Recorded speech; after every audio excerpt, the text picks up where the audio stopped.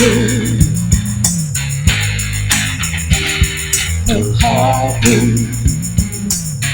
I had to do all that I do, while other folks been working by the light of day. Buenas noches, señoras y señores, jóvenes de todas las edades. Bienvenidos todos y cada uno a esta emisión número 102 de Crisol de Cultura en Televisión Ferrol, que abre la nueva temporada 2019-2020 en este sábado 7 de septiembre de 2019. Saludos cordiales a todos cuantos nos siguen a través de Internet, con muy particular afecto, como siempre, a nuestros espectadores de Hispanoamérica. Naturalmente, muy complacido, muy de veras complacido, con reanudar de nuevo conversación con nuestra audiencia, con todos vosotros, con todos ustedes, con nuestros espectadores más fieles y por igual claro con aquellos que en estos precisos momentos estamos cazando al vuelo del zapping. Que eso de zapear es lo que tiene. Te encuentras conmigo, te encuentras con Crisol de Cultura y se acabó el viaje. Se acabó el viaje porque empieza otro diferente, atractivo, que engancha sin remedio. Bueno, eso es lo que quisiéramos, naturalmente. Lo que quisiéramos y lo que soñamos, para lo que trabajamos cada día. Para lo que trabajamos cada día, digo, sobre todo yo, que ya sabéis que este es un programa muy personalista, y el culto a la personalidad, al jefe, al director, al timonel, o sea, a mí, es una obligación inapelable en el programa. Vamos, que yo, como el rey Sol, si Luis XIV de Francia dijo aquello de l'état c'est moi, pues que yo digo también, sin atajos ni rodeos, Crisol de Cultura c'est moi. Bueno, y un poco también Emilio. Hombre, gracias. Pero solo un poco, porque si no, ni culto a la personalidad ni gaitas. En fin, queridos amigos, queridas amigas, dicho sea sin retintín, aquí estamos ya de vuelta dispuestos a todo, incluso a hacerlo bien, a que os guste y todo. O sea, que a no quejarse y mucho ojo a lo que viene. Bueno, en primer lugar, una mención previa y una memoria sentida por el fallecimiento de Blanca Fernández Ochoa, esquiadora de una familia de tradición muy conocida en la Sierra Madrileña, en Cercedilla, con un hermano Paco Fernández Ochoa, meritísimo esquiador también, que se murió muy pronto, a una edad muy parecida, por cierto, a la de Blanca en este momento. Este es un programa esencialmente de cultura, pero el deporte, cuando alcanza cimas tan importantes y relevantes, naturalmente, mens sana, in corpore sano, es fundamental. Vaya pues mi memoria personal y la de este programa para Blanca Fernández Ochoa. Y bien, hoy, atención, vamos a hablar de algo especialmente atractivo que ha cambiado sustancialmente nuestras vidas en los últimos ya largos 25 años y que nos condiciona cada día para bien, y ya veremos en qué medida asimismo para mal, en todo caso un proceso con toda la apariencia de irreversible y cuya dinámica de evolución es vertiginosa. Hoy hablaremos sobre los inicios de Internet, sobre cómo fueron los comienzos de Internet allá hacia principios de los años 90 del pasado siglo XX, y por igual, en consecuencia cronológica, haremos mención de cuál fue por entonces el nacimiento de esa empresa, hoy ya de proyección universal, Amazon.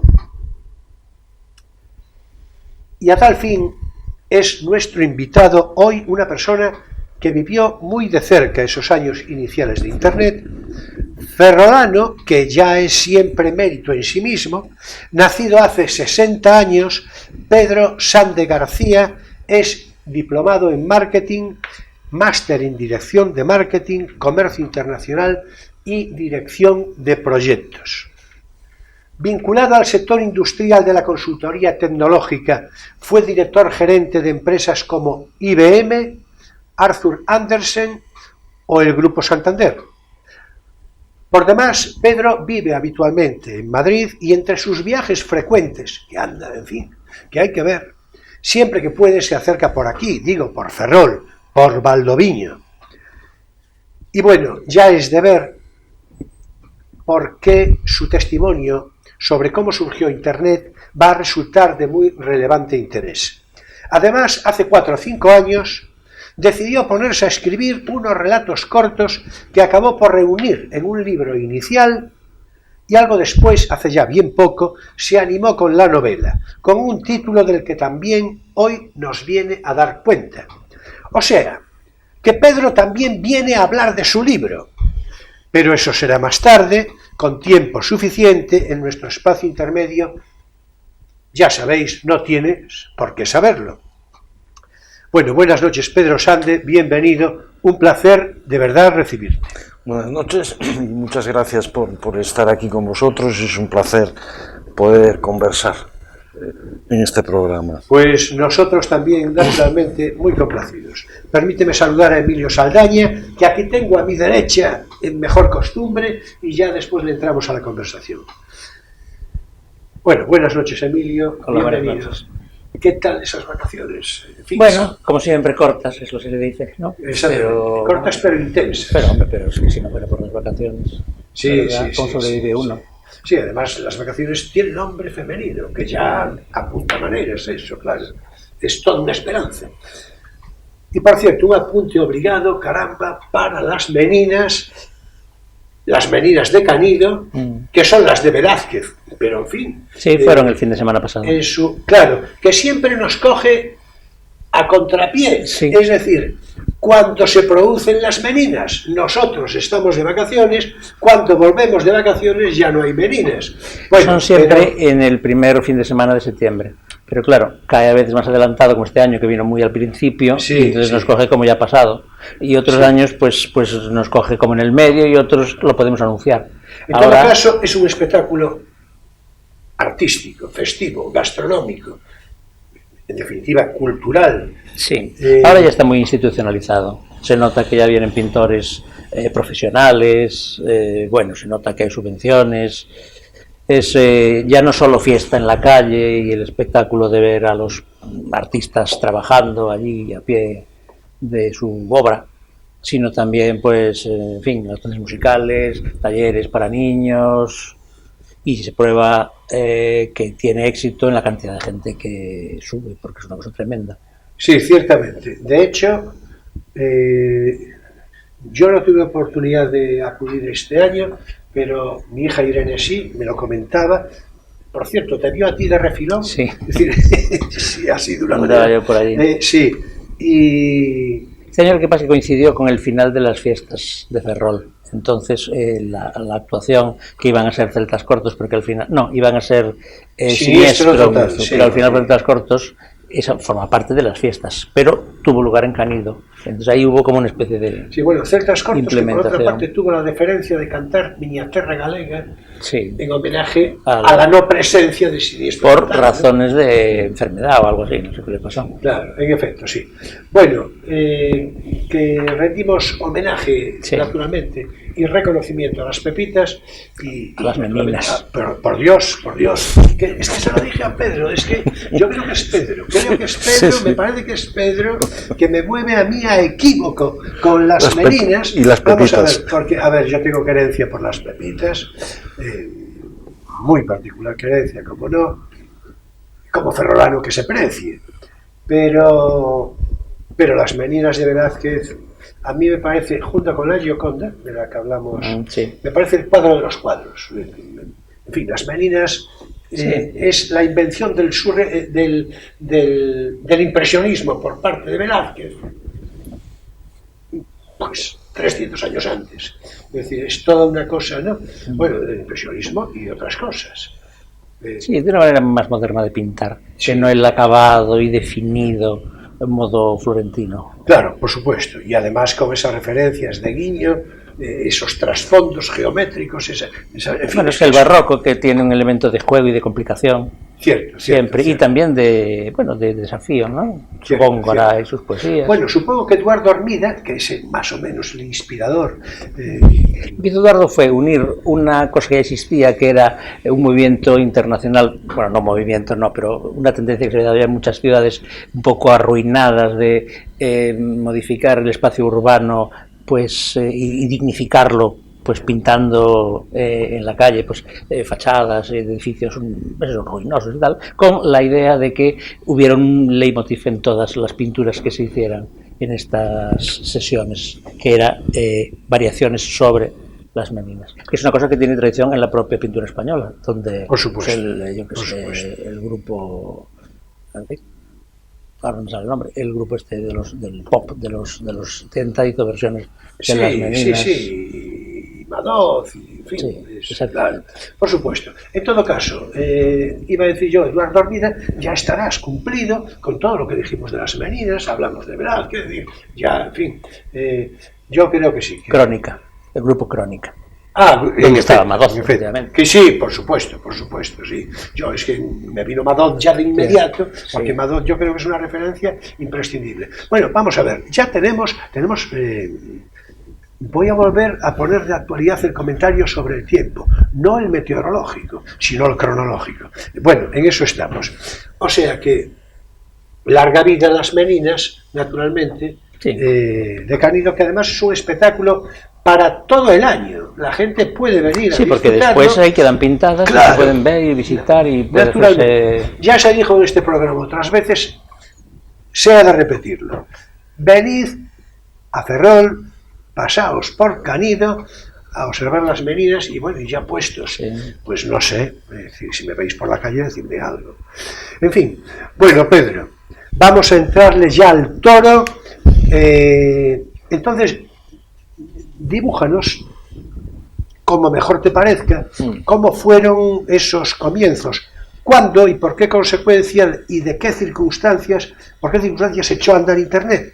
Y a partir de ahí, pues ya iremos entrando en conversación redonda, ¿no? Adelante, Pedro. Mira, yo me he traído unas notas porque me gustaría puntualizar 3 hechos históricos que nos van a decir cómo ha evolucionado Internet. Adelante, ¿no? Adelante, claro. El primer punto sería a finales de los años 60, cuando se crea una red que se llama ARPANET, que es una iniciativa del Departamento de Defensa de Estados Unidos, que su objetivo es comunicar a universidades y organismos oficiales, pero era para un ámbito, digamos, muy, muy reducido.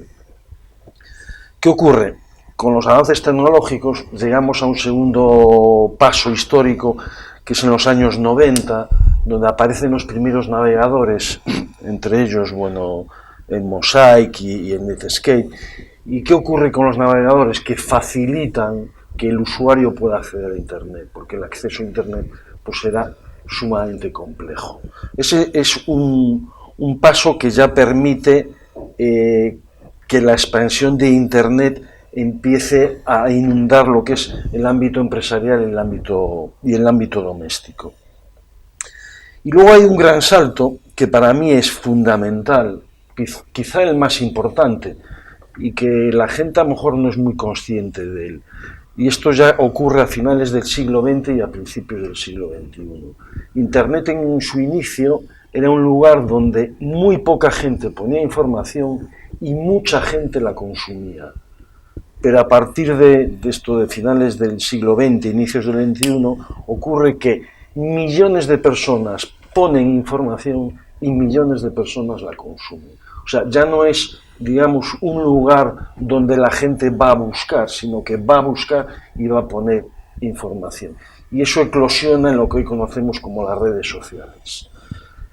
Un ejemplo que podríamos poner es, inicialmente alguien ponía información pues, de un restaurante, de un viaje, etcétera, y la gente iba y lo consumía. Hoy ya no, hoy la gente va y además opina y él mismo puede poner información. Y ese ha sido el gran salto que yo creo que ha dado Internet. Y ese gran salto es el que ha hecho cambiar radicalmente no solo las relaciones comerciales, que han tenido un impacto muy grande, sino las relaciones personales. A partir de ahora lo que va a ocurrir, pues bueno, hay gurús con sus bolas de cristal, pero la experiencia nos dice que no sabemos lo que va a ocurrir y hacia dónde vamos a ir, porque esto puede abrir múltiples caminos que hoy mismo desconocemos. Aquí ya le vamos a pasar el testigo para responsabilizarlo en la medida correspondiente, claro, a Emilio, porque claro, ya tenemos que hacer una reflexión de inmediato. Mira qué bien nos vino, es decir, que quedó redondo. Claro, los espectadores, la gente se cree que esto está preparado, pero no, es decir, pero salió redondo, justamente. Vamos a ver, es verdad, el punto en el que lo dejó, yo creo que eso ya naturalmente mueve una reflexión que tú y yo, en otras oportunidades, en privado, tenemos comentado, ¿no? La evolución de la sociedad, su degeneración, su transformación, su metamorfosis, ¿no? ¿Hacia dónde vamos? Precisamente por el automatismo, por los automatismos y por el uso, iba a decir la perversión, pero no me quiero poner ya, de las redes sociales, de las que por otra parte yo soy usuario, que ahí en pantalla, cuando se presenta el programa, al abrirlo, aparece mi cuenta de Twitter, ya lo habréis observado. O sea, no lo digo en el sentido de ser yo, ¿verdad?, una persona ajena, no, pero una cosa es el uso y otra es el mal uso, y las derivaciones perversas o benéficas de algo. Adelante. Hombre, yo creo que el esquema de los dos momentos fundamentales está muy bien. El paso de ser una red de seguridad militar pensada para el caso de que hubiera, yo qué sé, una guerra o algo y hubiera una necesidad de conexión a ser una red civil es el primer episodio, digamos. Y el segundo es naturalmente el paso de la asimetría, donde el antiguo Internet era como un periódico donde ibas a buscar las noticias, a ser realmente un foro, donde hay un intercambio o simplemente una justaposición en ambos sentidos de un flujo de información, o de dos flujos de información en este caso.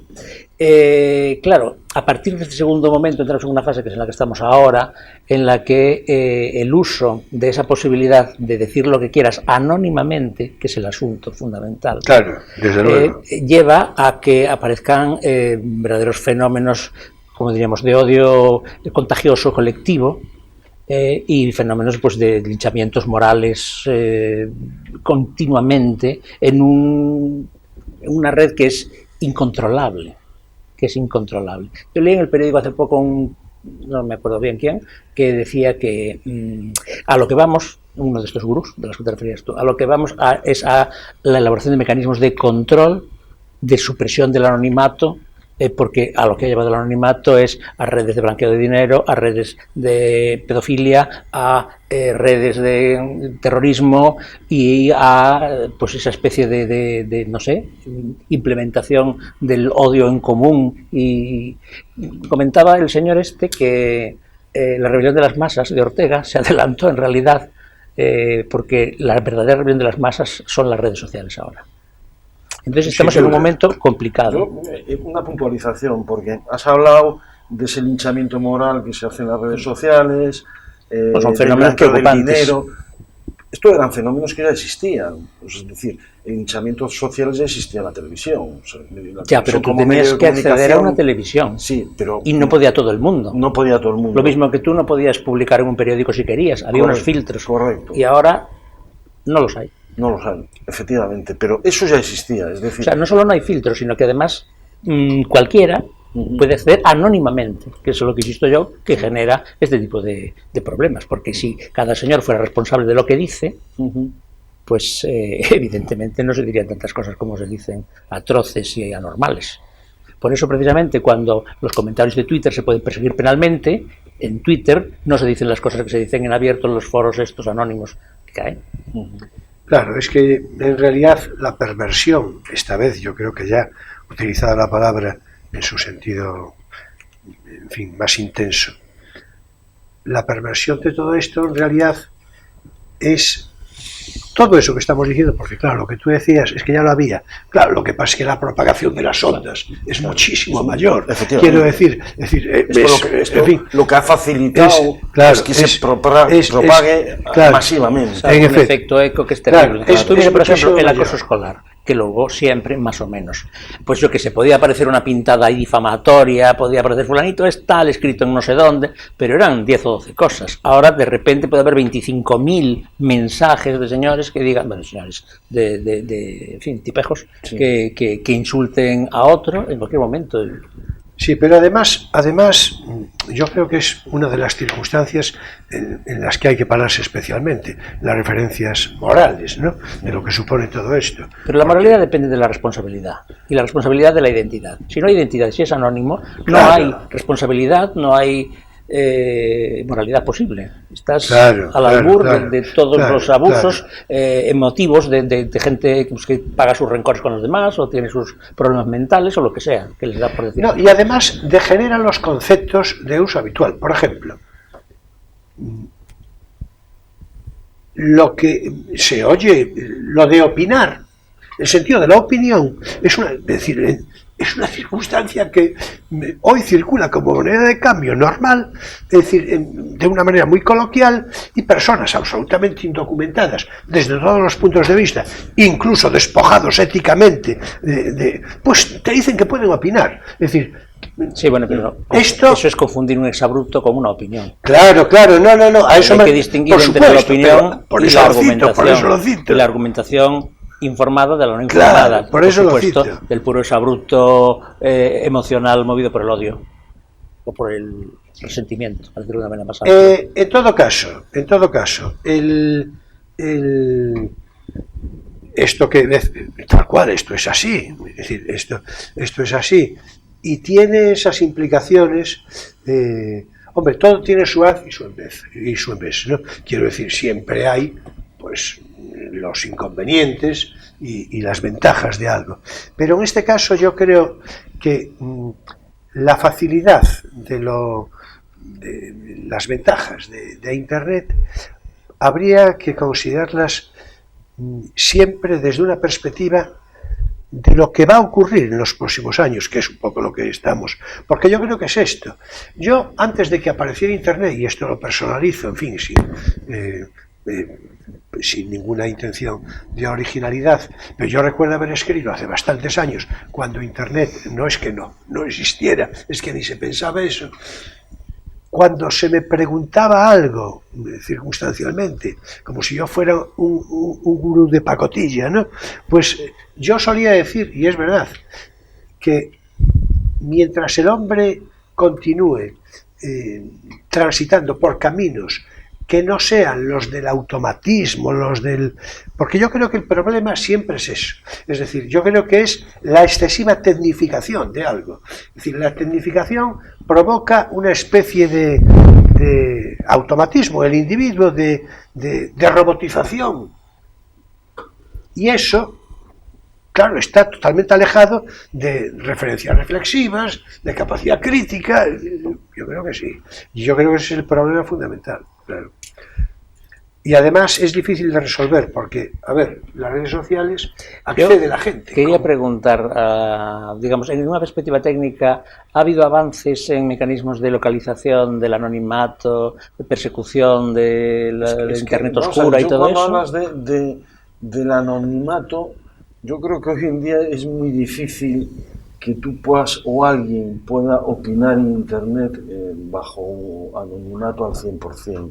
Porque siempre hay rastro, siempre queda rastro. Desde un punto de vista... las páginas de reclutamiento de terrorismo, las páginas de pederastia, páginas... Sí, pero esas páginas se saben que existen. Lo que pasa que son... No se pueden cerrar. Claro, lo que pasa son responsables. Sí, lo que pasa es que son incapaces de... vamos a poner el mismo fenómeno, vamos a trasladarlo a un fenómeno tradicional que es, por ejemplo, el contrabando de droga, ¿no? Es decir, hoy están en la ría de no sé qué y cuando los van a coger desaparecen y se van a la ría de no sé qué. Aquí en Internet pasa lo mismo. todas estas páginas, por decir, ilegales, como las que hubo de descargas de películas, de todo este tipo de cosas, están ahí y se pueden controlar. La cuestión es la rapidez que el que controla tiene para irlo a controlar, porque en el momento que lo va a controlar, cogen, desaparecen y se van a otro sitio. Ese es el problema. Hoy Internet lo que te facilita es que tú no necesitas un sitio físico, por decirlo así, tú lo que necesitas son sitios virtuales, y los sitios virtuales puedes estar cambiando en segundos de ellos, con lo cual a ti te pueden perseguir, pero tú puedes ir mucho más rápido del que te persigue. Es decir, posiblemente lo que haya que poner es más medios para eso. Hay que ponerlo. Bueno, eso es una referencia esperanzadora, ¿eh? Claro. Una conclusión esperanzadora. Sí, yo creo que eso es una de las necesidades. Y luego, y la lectura jurídica de todo esto. Claro. Y la lectura jurídica. La lectura jurídica, porque luego, mira, yo por ejemplo hoy, cuando estaba esperando a Julio con el libro, puse el título del libro en internet y ya vi una página que se podía descargar gratuitamente. Entonces dices tú, bueno, ¿y esto cómo es? Te preguntas, ¿esto cómo es? ¿Quién persigue esto? ¿Quién es capaz de controlar todo esto? Porque es muy difícil controlar. Eso lo abordaremos dentro de un momento. Pero porque ahora es tiempo para nuestro espacio divulgativo. No tienes por qué saberlo.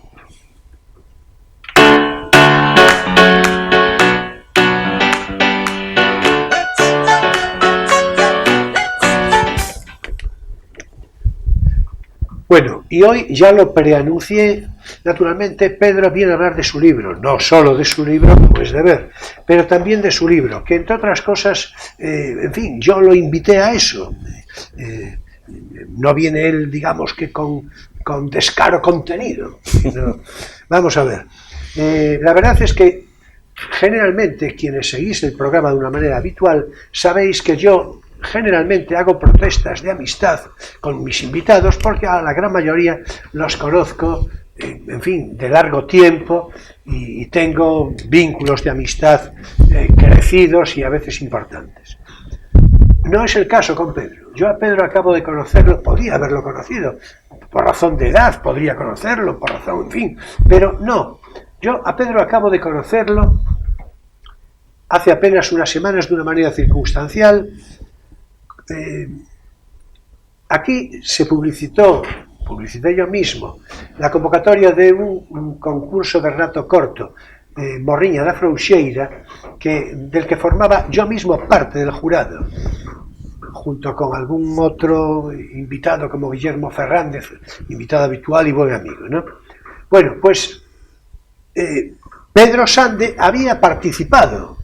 No fue premiado finalmente, aunque sí muy bien calificado por mí, vaya por delante. No fue premiado finalmente, pero era uno de los participantes en el concurso. Cuando fui a la entrega de premios tuve ocasión de conocerlo. Me lo presentó precisamente Guillermo Fernández y a partir de ahí pues yo tuve una cierta complicidad crítica, porque las cosas, en fin, conviene que sean un poco, pero yo creo que razonablemente compensadora, ¿verdad? Allí lo conocí, allí me habló de su libro, con el que estaba naturalmente muy entusiasmado, como es natural, porque acababa de editarlo, y es por eso que hoy vamos a hablar de él. Vamos a hablar, la verdad es que con menos tiempo del que yo quisiera, pero, en fin, es que podemos volver a renovarlo, Pedro? Vamos a ver, Pedro empezó a escribir hace pocos años, ya creo que lo cité hace un momento, hace 3, 4 años, no sé si 5, algo así. En cualquier caso empezó a escribir relato corto, que lo agrupó después en un volumen que vamos a mostrar a la cámara dentro de un momento, una colección de relatos que a mí, unos más que otros, claro, alguno me gusta muy especialmente, recordarás que te dije, y lo agrupó con el título 150 palabras. Muéstralo a la cámara, por favor. A ver si la cámara le puede enfocar ahí el libro de... Exactamente. A ver, pásamelo a mí, que creo que me obedece mejor la cámara a mí. Así, vamos a ver. Aquí tenemos 150 palabras. Este es el libro de relatos. Pero no es realmente lo que nos ocupa en este momento, sino que se acomodó a la novela y escribió una bien completa y entera al modo clásico que acaba de ser publicada en el pasado mes de julio, o sea, está calentita. Se titula El susurro de los ameneiros. Permíteme que la voy a mostrar a la cámara. Ahora sí ya, por favor, a ver si la cámara le echa un zoom ahí de estos directos. Sí estamos ya. Muy bien. Entonces, El susurro de los ameneiros, de Pedro Sande García, novela de la que nos va a hablar el autor ahora mismo. O sea, después de este mínimo esbozo de tu inquietud literaria, pues éntrale tú a explicar a los espectadores el libro para que lo compren, por supuesto, y para que lo lean. Venga. Bueno, el libro, la idea de escribir una novela surge cuando yo publico 150 palabras, que digo, bueno, pues he conseguido una meta, que es escribir un libro de relatos, de cuentos. A mí me gusta mucho hablar de cuentos. Es una palabra un poco denostada, pero me gusta más hablar de cuentos, y en ese momento decido que quiero escribir una novela. Mi idea inicial es escribir una novela que hablara sobre la amistad, fundamentalmente, y que un protagonista tuviera sus reflexiones, pero aquello... La idea era muy bonita, pero me costaba mucho escribir aquello. Y un día en Valdoviño estaba en la playa y llegué a la conclusión de lo que realmente yo quería escribir, un libro sobre Valdoviño. Y entonces ahí diferencié lo que es, que no sé si está bien hecho o no, el hilo conductor y la trama. Para mí, el hilo conductor de la novela tenía que ser Valdoviño y la Frouxeira. Y luego ya tendría una trama y sus subtramas. Y ahí fue cuando me puse a trabajar. Me puse a trabajar primero, bueno, hice un esbozo de una estructura de más o menos cómo quería que transcurriera la novela, creé unos personajes, aproximadamente al principio creé como 12 personajes, la novela al final tiene como 17 personajes, y empecé a escribir escenas. Yo escenas les llamo a trozos de la novela que tienen algún por sí mismo vida propia, ¿no? Y no lo escribí en ningún momento en modo lineal. Yo iba dando saltos del principio al final.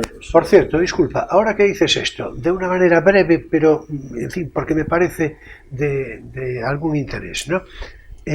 Tú tienes una experiencia previa cuando te surge un poco la idea de escribir. Sí. Tú estás en Madrid, estás en tu domicilio en Madrid, y que es donde vive habitualmente, creo que ya lo cité, y te vas a un taller literario. Sí, sí, y yo quería preguntar, es que es importante, sí. Esto es interesante porque los talleres literarios no es que sean un invento de ahora mismo, pero en alguna medida sí, en su proliferación, en su intención y tal. Tú y yo hablamos sobre eso, además, sí. Precisamente en conversaciones previas, ¿no? Pero, porque lo sepan los espectadores, ¿no? ¿Cuánto te sentiste tú, cuánto hay de ti, del taller literario, sí, en esta novela? ¿Cuánto ¿en qué medida, en qué proporción te sirvió? Porque yo creo que es interesante esto, ¿no? Mira, y sigue hablando de la novela. Claro. Al taller literario, cuando accedí por primera vez, que fue antes de escribir el libro de cuentos, lo hice porque no me atrevía a escribir. Sí, no me atrevía, pero era un pudor interno, no me atrevía, no sabía. Sí, además lo habíamos hablado. Sí, es cómo se hace esto. Entonces me apunté a un taller literario, y ahí la verdad que como te ponen entre la espada y la pared, y a los 2 días te dicen tienes que escribir un cuento de 150 palabras, que era el primero, y entonces escribes, y el pudor desaparece. Y si además lo tienes que leer en público, ya ahí te lanzas. Ese es un paso importante. Para mí lo fue muy importante, porque lo que me dio fue ese empujón que a mí me hacía falta. Luego yo participé en otro taller literario, un poco más orientado a novela. Yo creo que los talleres literarios sirven un poco para coger esa técnica que hace falta a la hora de escribir, porque tú puedes tener unas dotes innatas, pero hay que tener una técnica, sin duda, a la hora de escribir. Y esa técnica muchas veces la vas acumulando en base a experiencia, pero es bueno ir a un sitio donde te empiecen a... Bien, ya está completado. Continúa con la novela. Vale. Entonces, bueno, la novela me había quedado, entonces yo lo primero que hice fue hacer un esbozo de estructura, crear a los personajes. La creación de los personajes para mí fue muy interesante porque yo hay personajes que tengo escrito de ellos, pues no sé, 2 o 3 folios y he mostrado el 20% de lo escrito, pero yo quería verlos perfectamente, ¿no? Y entonces, bueno, decidí, el hilo conductor era Valdoviño y decidí que tenía que tener una trama. Y la trama, como dice en la sinopsis de la novela, es pues este protagonista que regresa de Madrid a vivir a Valdoviño, pues uno de los paseos, por el paseo del lago de Valdoviño, donde están los ameneiros, pues se encuentra un cadáver. Y da la casualidad que ese mismo día él tiene un personaje importante en la novela, es un perro que la acompaña. En su casa el perro, pues en un vómito, pues, aparece una piedra de cristal. Y a partir de ahí, pues empiezan a desencadenar pues, un montón de acontecimientos que además están agravados por una situación psicológica de ansiedad que tiene este personaje debido a un trágico hecho en su vida, y decide, en un momento dado dije, quiero airear un poco el mundo donde se desarrolla la novela, y lo puse a viajar. Entonces viajó a Madrid, viajó a Nueva York, viajó a París. Lo está explicando muy bien, porque, en fin, lo digo yo con conocimiento de causa, naturalmente. Y eso fueron pues pequeños, sacarlo un poco de ese contexto de no estar siempre, aunque para mí era Valdoviño el lugar fundamental. Y realmente yo lo que quise describir en la novela es algo que a mí me parecía sumamente difícil, era expresar en palabras el sentimiento que yo tengo a un lugar como Valdoviño en la Frouxeira, pues que desde hace 60 años digo que siempre estoy regresando. Tu Macondo particular. Lo has dicho. ¿Verdad? De hecho, verás que al principio de la novela hay una referencia de Gabriel García Márquez sobre Macondo, y una referencia que le hago a mi hija que dice que los lugares mágicos existen, todos tenemos nuestro lugar mágico. El mío es, sin duda alguna, la Frouxeira y Valdoviño, y yo a mi hija lo que le digo es que lo que tenemos que hacer es conservarlos. Bueno, como tenemos que cerrar ya el espacio, dime, por favor, muy brevemente, pero ¿cuánto tiene de autobiográfica la novela, que partiendo de la base de que en realidad toda obra literaria, confesa o no confesa por parte del autor, es autobiográfica, siempre, en una medida u otra, ¿no? Pero yo creo que, mira, tanto desde el personaje principal al resto de los personajes, todos tienen algo de alguien, entre ellos yo. No un plano autobiográfico, sino, pero a lo mejor más en un plano de costumbres. Yo amigos que lo han leído y me dicen, esto lo haces tú, esto te pareces tú. Eso es inevitable, traspasarlo a algún... Y de hecho el resto de personajes, todos tienen, por decirlo así, una marca de agua que he puesto de características especiales de alguien que yo conociera. Dice, pues... tienes un amigo que hace maquetas. Dije, bueno, este personaje, su marca de agua va a ser que hace maquetas. Todos tienen algo. Lo que pasa es que yo no la llamaría autobiográfico, porque autobiográfico sería que estás un poco contando parte de tu vida. No, pero que tiene cosas mías. No es un libro de memorias, no, claro. Inevitablemente las tiene. Claro. Igual que las tiene de todo mi entorno o de gente que me he encontrado por la calle y me ha llamado la atención. Y he robado un poco de su personalidad, bueno, para meterlo aquí. Un poco, tenemos ya que cerrar el espacio, vamos a ver, una circunstancia que voy a comentar yo, que no surgió aquí. Hay una característica muy singular en la novela, lo digo para que ya os vayáis incitando a comprar y a leerla.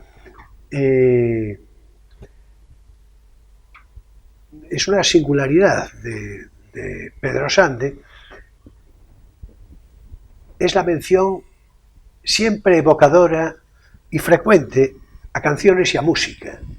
Yo creo que es una característica muy curiosa que además, te lo dije a ti en su momento, yo creo que es una singularidad, repito, marcada y que además relaja el texto de una manera muy curiosa. Cuando a lo mejor se puede mostrar, porque a veces hay páginas, digamos, siempre, no en esta novela, sino en general, puede acabar siendo algo anodino, o decir, en fin, entonces lo rescata inmediatamente esa música, o lo subraya de una manera particular aquello que está resultando particularmente interesante, ¿no?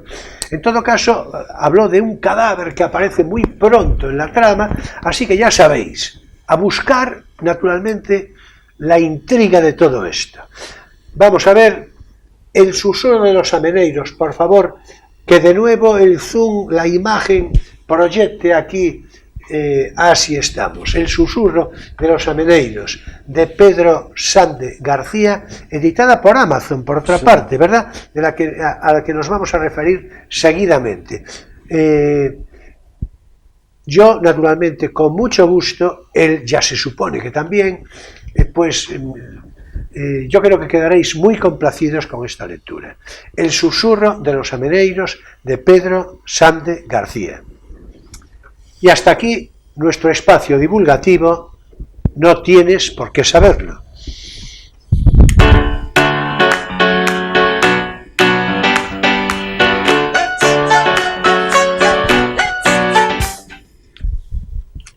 Bueno, vamos a ver.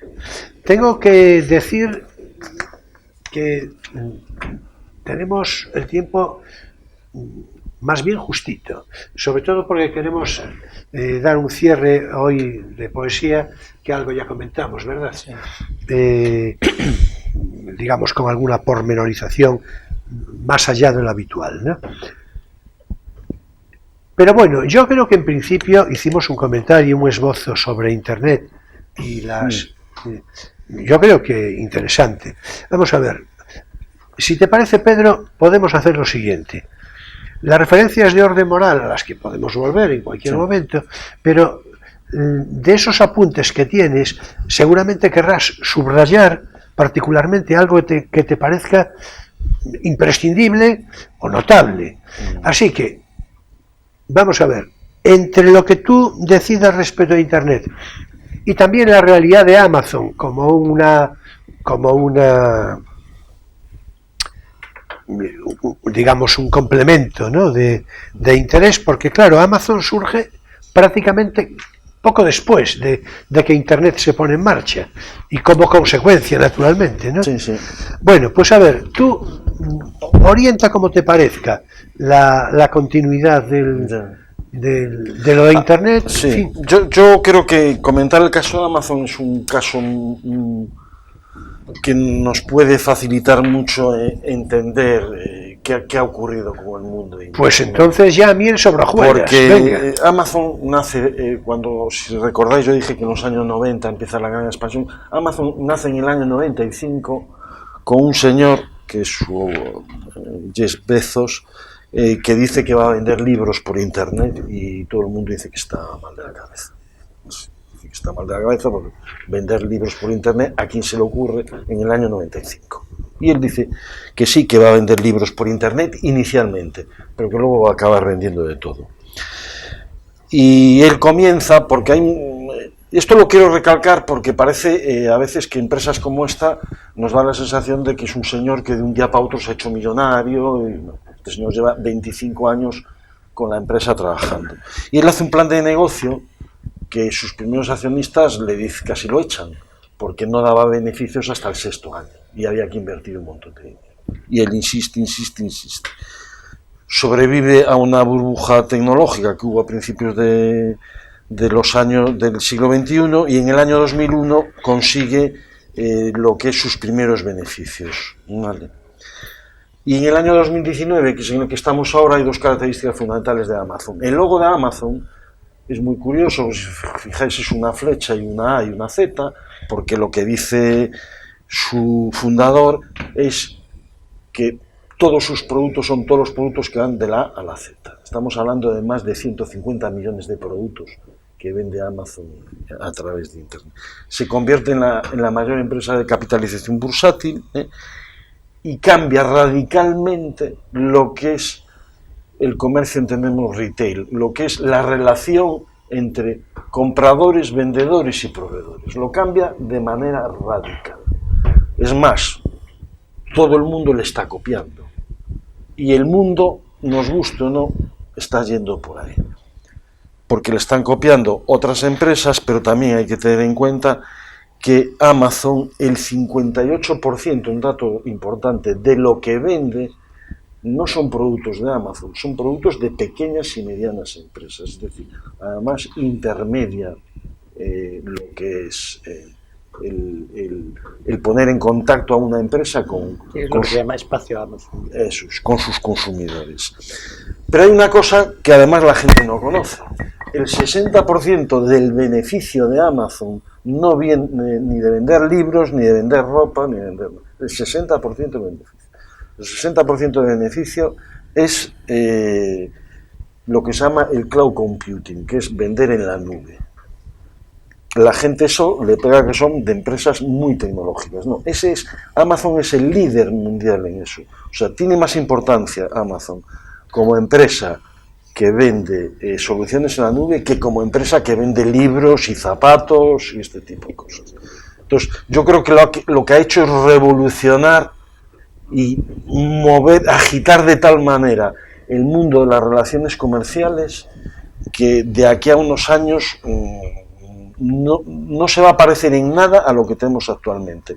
Un ejemplo, el comercio pequeño, que llevamos 30 años, que viene sufriendo y viene desapareciendo, en principio por la aparición de las grandes superficies comerciales. En Estados Unidos, hoy en día, las grandes superficies comerciales se están cerrando y están quebrando por fenómenos como Amazon, porque está cambiando de manera radical la forma de comunicar a clientes con proveedores. Entonces, a mí es una historia que me parece muy interesante, una por cómo comenzó, un señor que dice voy a vender libros por aquí, dónde ha llegado y el impacto que ha tenido en el mundo en cuanto a este tipo de relaciones y en cuanto a lo que va a ser la actividad comercial, que la va a cambiar, si no la ha cambiado ya, de manera radical. Y el que se quiera apuntar a ese carro se apuntará, y el que no se quiera apuntar lo va a tener muy complicado. Bueno, es evidente que este chico de Amazon pues resultó un visionario. Qué raro que no se nos haya ocurrido a nosotros algo así. Pero bueno, esto claro, a toro pasado es muy fácil sí, decirlo. es fácil decir que estaba visionario. Perdona, Julio, a él le ha ocurrido porque hay una cosa buena, un día lo comentamos tú y yo, que yo te dije que para mí tienen la mentalidad de los americanos, tienen cosas muy malas y tienen cosas muy sí, buenas. bueno, sí, por favor. La anécdota de Bill Gates. Atención. A ver, no sé si hay alguno despistado por ahí. Oye, que muchas gracias, que ya no me acordaba yo de esta historia. Pues esta es una Atención, anécdota. que es una anécdota muy interesante. En el año 95 yo fui a una convención a Los Ángeles de Microsoft, una convención donde nos dio una charla, la primera charla la dio Bill Gates, año 1995. Sacaba Windows 95 e Internet empezaba por ahí a aparecer. Y Bill Gates dijo, Internet no tiene ningún futuro. A ver, repite, Pedro. Bill Gates dijo, Internet no tiene ningún futuro. Microsoft tenía una propia red propia. Al cabo de un año, el navegador de Microsoft, el Microsoft Explorer, era el que dominaba el mundo de Internet. ¿Por qué? Porque a un americano no le importa decirlo, me equivoqué, Claro. y no era este el camino era este. De hecho, Lo hablamos tú y yo también. hay un caso muy típico que dicen cuando presentas un currículum en Estados Unidos, tiene más valía el número de fracasos que has tenido que el número de éxitos. Sobre todo si te has intentado levantar en esos fracasos. Porque esta gente ha tenido muchos fracasos en estos 25 años y ha tropezado, pero no le ha dado vergüenza decir me he equivocado y el camino no era el de la izquierda, era el de la derecha. Sí, es que yo creo que, digamos, la genialidad está en la rectificación. Yo creo que sí. Vamos a ver, en todo caso, eso sí que otra vez, una vez más, y naturalmente no va a quedar resuelto en este programa, tendremos que abordarlo en otra oportunidad, pero una vez más, las referencias morales, los cambios de las relaciones personales, de las relaciones comerciales, lo próximo y lo lejano. Le ocurre como al móvil, al teléfono móvil, que tenemos, en fin, nos vamos a la calle y enseguida encontramos pues a gente que va acompañada, pero se va comunicando con otro, es decir, está mucho más pendiente de lo lejano que de lo próximo. Esto implica una serie de circunstancias de carácter moral, inequívoco, psicológico, de muy variado orden. En cuanto al aspecto del estricto comercio, las tiendas pequeñas, las grandes superficies que decías, claro, esto tiene mucha importancia. A mí me parece que es raro que se pueda vender, no digo que sea cotidiano, pero que se pueda vender un buen chorizo por internet. Es decir, lo digo en el sentido de que parece, un buen jamón, en fin, es decir, porque me parece que reconocer el producto de una manera táctil, visual, y si cabe hasta mirar para el paisano, o la paisana en su caso, ¿verdad? Exige más confianza. Yo creo que sí. A mí me parece, vamos a ver, yo creo, es que tú, ves, ya vienes inspirado, porque la palabra confianza, me la acabas de quitar, era la que iba a usar yo. Lo que pasa es que la confianza, si a ti, fíjate, has dicho un producto que yo creo que es fácil de vender, a mí hay otros que me parecen muy difíciles de vender, por lo menos para mí, es decir, yo no me compraría unos zapatos por internet porque me los tengo que probar. Bien, pero por ejemplo, lo que hablas del jamón, yo hace muchos años el aceite, bueno, a lo mejor no fue la comparación más me feliz, lo mandan de Jaén, sí. Y por internet contacto Sí, con un señor que es muy amable, sí. Me lo manda, tengo muchísima confianza con él, siempre me da una calidad que es la que yo he pagado, y a mí me da igual llamarle por teléfono. El próximo día daremos publicidad de esto. Primero me tengo que poner de acuerdo en la comisión con Pedro, claro. Sí. No, pero es lo que te digo. Que Amazon inventó, para evitar el miedo de la gente a comprar ropa y cosas que necesitan probarse, un sistema de devoluciones muy eficaz. Claro. Ese Sí, es el gran éxito de Amazon, por ejemplo, es la logística, no de recibir, sino de devolver. Yo he devuelto productos en Amazon, claro. Y es una maravilla, porque llegas, te lo pruebas, o tal, dices, no es lo que quería, y a los 5 minutos lo tienes resuelto, No, además con una particularidad. Es evidente de que esa oferta de potencial devolución lo que hace es que tú cada vez perfecciones tu servicio, porque naturalmente no vas a estar atendiendo devoluciones, cuantas menos mejor, ¿no? Y además, fíjate una cosa, yo os decía que casi el 60% de los proveedores eran pequeños y medianos proveedores.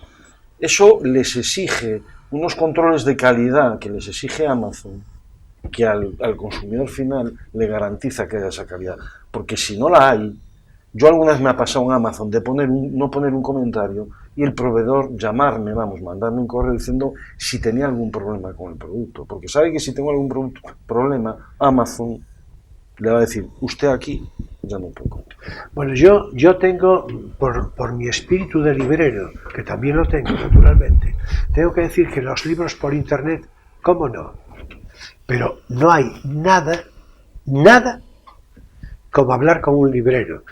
Bueno, estáis pensando que estoy a punto de decir como yo.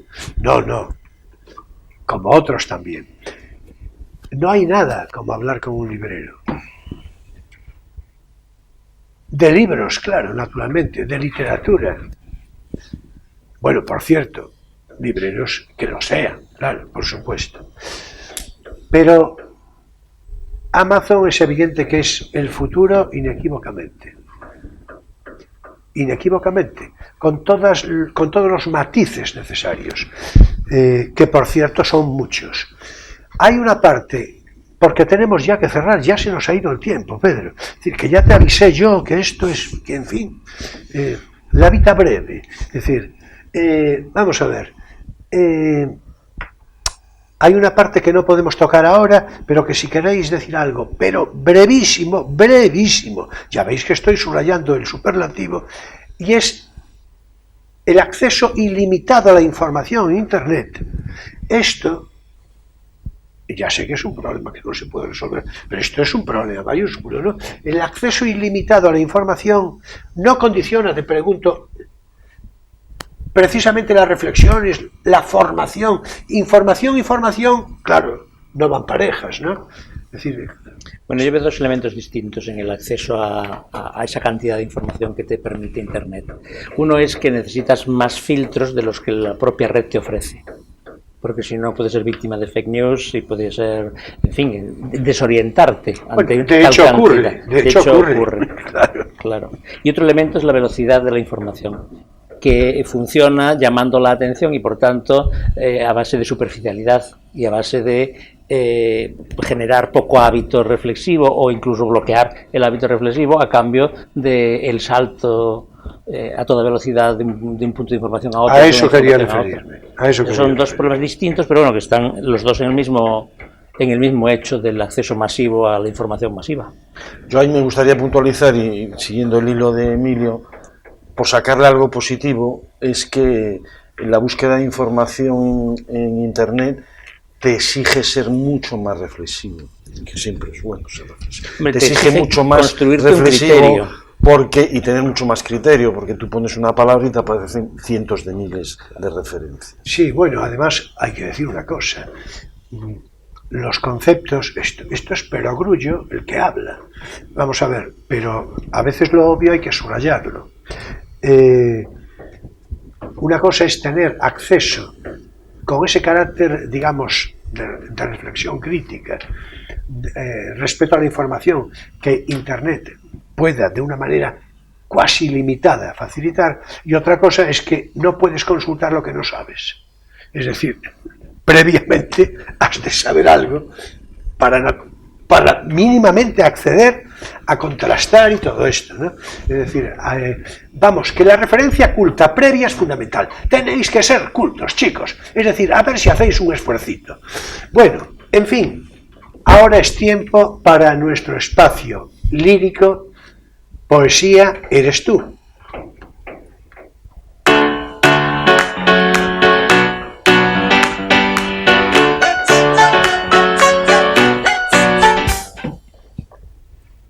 Bien, hoy vamos a hablar de Juan Ramón Jiménez. Voy a citar algunas frases sueltas, unas consideraciones de carácter poético, filosófico, no muy frecuentes, y algunos versos, como no, claro, versos cálidos y enteramente propios. Todo lo que voy a decir está tomado de diferentes referencias de tipo literario. Por ejemplo, la llamada de crítica paralela, la corriente infinita, estética, ética, estética, y así también recortes de variada prensa e intervenciones radiofónicas incluso. En fin, que hoy, precisamente con esto de las intervenciones radiofónicas, hoy le vamos a dar voz, pero resuelta voz también en televisión, a Juan Ramón Jiménez. Vamos con ello. Dijo: actualidad y moda son cosas muy diferentes y distintas. Que es muy claro, ¿no? Pero muy enjundioso. He sido libre, escribió. No he adulado, no me he doblegado, he resistido en mi sitio siempre. Y ahora ya viene una cosa muy enjundiosa, muy escasamente divulgada, por intereses naturalmente estrictamente ideológicos y sectarios. En La corriente infinita escribió así: escribir poesía comunista o fascista o lo que sea, y como programa o proclama, no lo considero, dijo, necesario ni conveniente. En último caso, esa poesía será posible como consecuencia de una idea ya vivida y en el propio país del poeta. Yo, hombre, tomaré siempre el partido que me dicten mi pensamiento y mi sentimiento, y obraré, agregó, con arreglo a lo que considere mi deber. Pero repite él, Juan Ramón, y lo repetiré siempre, que yo soy libre y envolvente, y que estoy por encima, por debajo y por los costados de todas las izquierdas y de todas las derechas, de todas las políticas del mundo. Yo no sé si está claro. Es decir, es que si no está claro, pues aún habrá que lo vindique, lo reivindique o lo manipule hacia su ideología. En Crítica Paralela dijo: yo no me considero un revolucionario, sino un evolucionario, y no creo en otra fuerza que en la que encierra el espíritu en lo poético y la razón en lo filosófico, lo cual complementa todo lo anterior. Y después dijo esta frase: lo difícil cansa a los fáciles y lo fácil a los difíciles. Esto lo escribió en Estética, está muy bien, ¿verdad? ¿Verdad? Es que yo sé lo que te gusta. Bueno, y demás... ¿Eh? Lo difícil es hermoso, decía Platón. Claro, O claro. lo hermoso es difícil. Bien. Ahí estamos, ahí estamos, ahí estamos. Estoy yo buscando, porque debería tenerla a mano, pero no la tengo, porque esto lo hago por empatar, en fin, para que quede... Pero no es verdad, no es verdad. Estoy buscando, a ver, porque le quiero ofrecer a la cámara una fotografía de algo que voy a decir ahora. Claro, es verdad, a condición de que me aparezca, porque como no me aparezca, ya no la muestro, ya me apareció. Soy yo bueno para esto. Vamos a ver. Escribió también en un fragmento de carta que escribió a Amado Alonso el 27 de abril de 1946, dijo lo siguiente: la actitud de Gómez de la Serna hacia mí viene de que nunca quise asistir a su tertulia de Pombo, como no asistía a ninguna otra. Él me llevó engañado en ocasión de un homenaje a Ortega que se extendió a Azorín y a mí, y yo me enfadé con él. Bueno, voy a ofrecer a la cámara, a ver si le echa ahí un zoom correspondiente, pero amplio, directo. A ver ese zoom, realización. A ver, de esta fotografía donde se ve naturalmente a Juan Ramón Jiménez y a Ortega, a Gómez de la Serna y a todos los demás, precisamente en esa ocasión memorable. Bueno, ¿queréis decir algo breve, naturalmente, respecto a todo esto que dije? Este Juan Ramón no era muy conocido, ¿no? Bueno, Juan Ramón tiene una prosa brillante y extraordinaria, que se conoce mucho menos que su poesía. Sí, sin duda, sin duda. Pero bueno, estas variaciones de orden político, estas aclaraciones claras para decir: no, mira, no me lleves a ningún... decir, porque hay una consideración naturalmente de agitación sociopolítica en la cual todo el exilio, por haber sido exilio español, pues tiene que ser naturalmente de una concreta referencia ideológica. Juan Ramón Jiménez y Zenobia Camprubí eran otra cosa. Zenobia, por cierto, qué gran mujer, a la sombra de ese hombre, ¿no? Pues sí, porque él, entre lo neurótico que era y lo poco práctico, pues no era... De hecho, cuando se murió Zenobia, duró muy poco. Sin duda, sin duda. Ella era... Qué gran mujer, no, qué gran mujer, que además, por otra parte, traductora meritísima, es decir, del Rabindranath, naturalmente, o sea, algo, en fin, o sea, que homenaje también, naturalmente, a Zenobia, de la que nos podremos ocupar cualquier día también, ¿no? Está publicado su epistolario, el epistolario de ellos dos, que es una cosa enorme, de 1500 páginas o algo así, de cuando eran novios. Se llama Un monumento de amor, es el título que le puso Juan Ramón. Sí, por otra parte, es que claro, la parte sentimental de Juan Ramón. Pero ella pensó sus cartas desde la perspectiva de que se publicaran como un libro entero, y con ese título casi desde el principio. O sea, era un hombre con mucha visión de su posteridad literaria. Bueno, y al que por cierto le gustaba particularmente Zenobia, como quedó claro, y no solo Zenobia. Zenobia. Con B.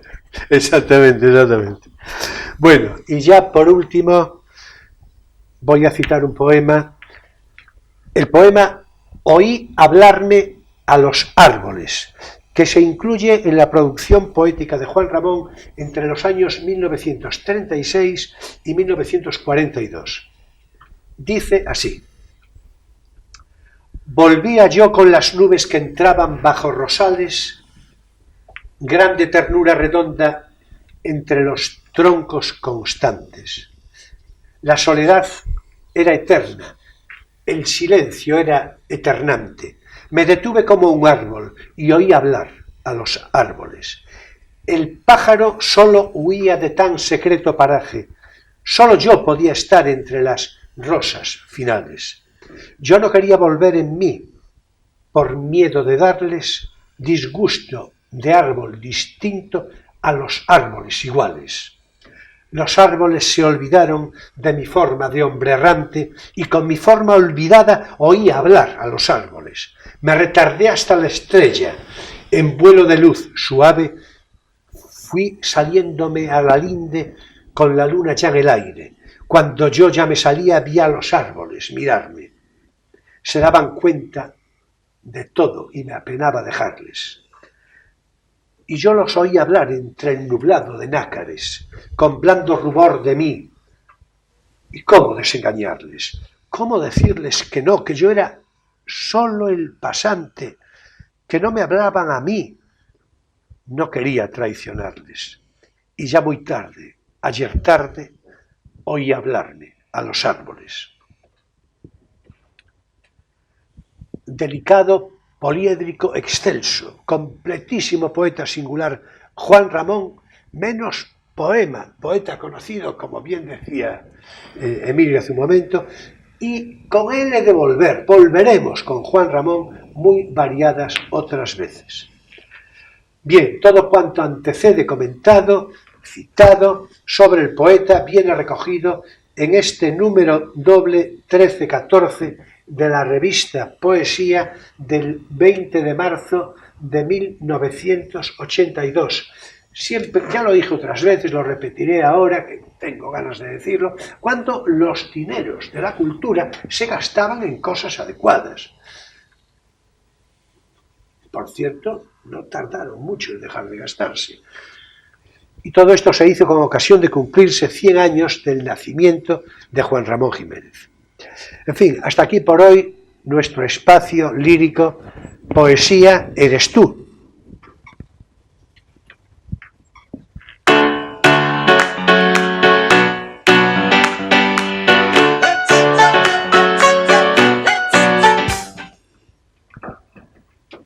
Bueno, finaliza también aquí, naturalmente, claro, nuestro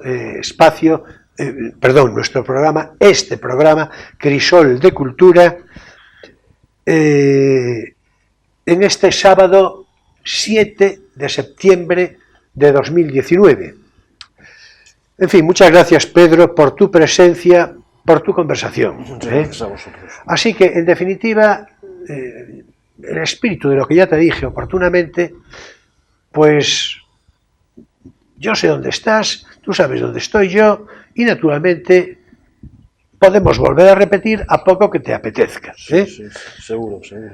Bueno, nuestro próximo invitado la semana que viene será Juan Burgoa y hablaremos sobre el modernismo, algo que a mí particularmente me complace muy especialmente, y también a ti. Sí.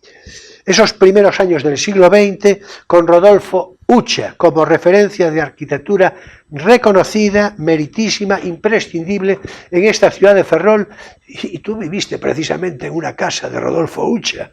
Es decir, que lo sé yo, que yo ya ves que te... Bueno, mis abuelos vivían, pero bueno, yo la disfruté mucho. Tú la disfrutaste, justamente. Bien, pues, en fin, en consecuencia, por igual, haremos consideraciones sobre qué haya sido el modernismo, su concreta geografía artística en el resto de España y también, naturalmente, en otros países europeos. Ya veis que es de no perdérselo, es decir, un programa particularmente interesante.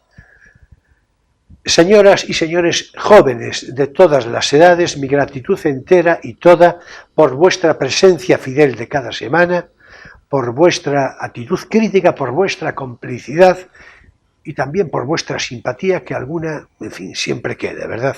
Nos vemos el próximo sábado en Crisol de Cultura, Televisión Ferrol, a las 9:30 de la noche, con repetición el domingo entre 7:30 y 8, según obligados ajustes de programación.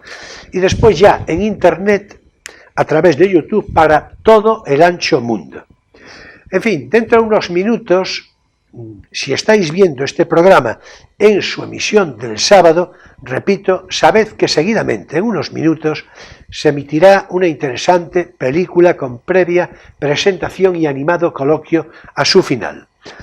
Y una nota de particular interés: Caleidoscopio es un noticiario cultural de la televisión de Ferrol que presenta y dirige mi compañera Natalia Anguita, una chica estupenda en todos los sentidos y desde luego una brillantísima periodista que se ocupa de presentar este semanario cultural que no debéis perderlo.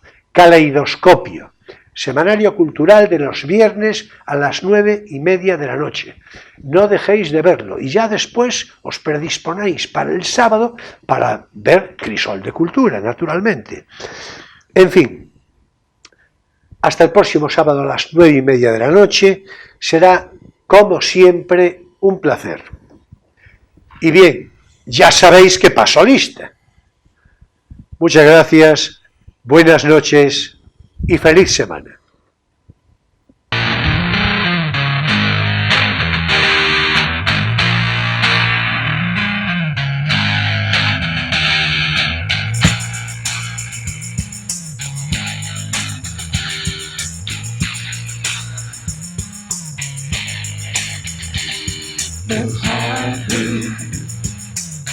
I had to get on the highway. And highway. I had to get on the highway. Wow.